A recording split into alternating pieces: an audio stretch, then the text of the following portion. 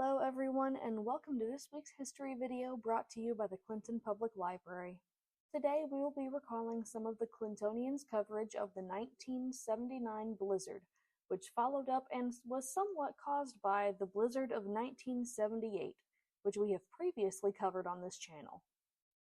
The wind-up of the blizzard of 79 was actually an aftershock of 78's.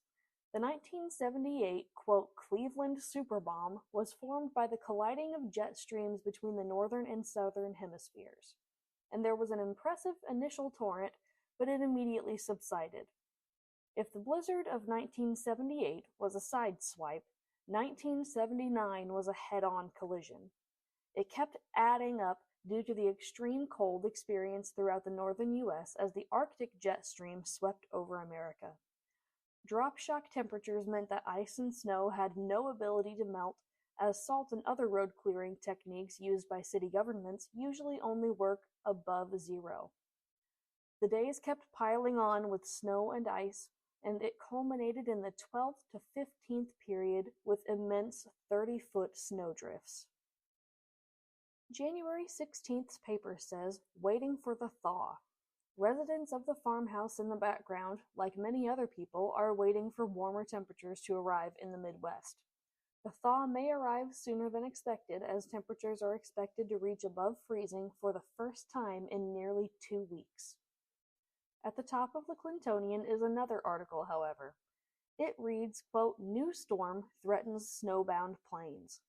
A storm brewing in the Rockies today, the third in 4 days, again threatened the blizzard-bound plains and Midwest. Residents of the nation's midsection were still reeling from a heavy weekend storm when a record cold hit Monday, then lifted for another snowstorm. Today, they braced for a third storm that began in the Rocky Mountains and was heading east. At least 52 deaths were reported from the first pair of storms, including 17 in Illinois, 12 in Wisconsin, and 6 each in Kansas and Michigan. Many of the fatalities were due to heart attacks from shoveling snow, officials said. Highways throughout the central states were hazardous, many of them snow-packed and with only one lane open. Chicago's O'Hare International Airport, closed Saturday, had one runway open by Monday morning and a mammoth backlog of flights. "It's lousy," a United Airlines spokesman said. "We've been delayed here for 3 days and I have 5 children waiting at home," said Utica Mike, a woman stranded at O'Hare. Chicago Mayor Michael Belandi, whose city was besieged by a record 19 below zero temperature, said it was, quote, "worse than the blizzard of 67. At the time he spoke, the city had 20.3 inches from the weekend storm, a record 29 inches on the ground. Another 2 inches fell later in the day. In 1967, the city got a total of 23 inches.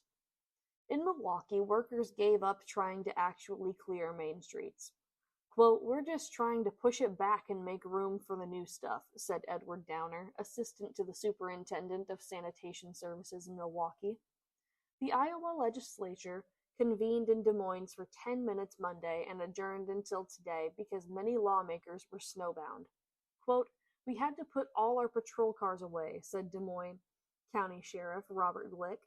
Deputies were using their own four-wheel drive vehicles. National Guardsmen airlifted food to isolated families and fed and watered isolated livestock in Kansas. Governors declared numerous states disaster areas and sought federal help.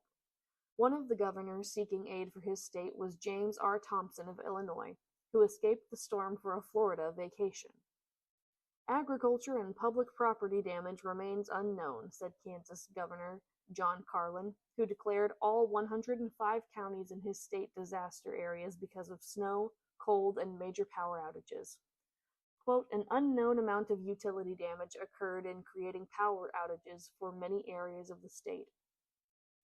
Officials in many areas were concerned that snow would cave in roofs and urged people to clear flat roofs. The National Weather Service reported 7 roof collapses in 24 hours in southwest Michigan.